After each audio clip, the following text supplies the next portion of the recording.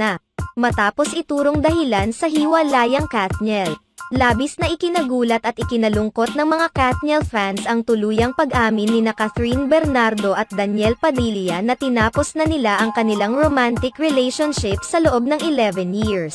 Nitong November 30 ng gabi, ginulat ni Catherine Bernardo at Daniel Padilla ang lahat nang magbigay na sila ng pahayag at nilinaw ang estado ng kanilang relasyon ilang linggo matapos lumabas ang mga espekulasyon na naghiwalay na silang dalawa.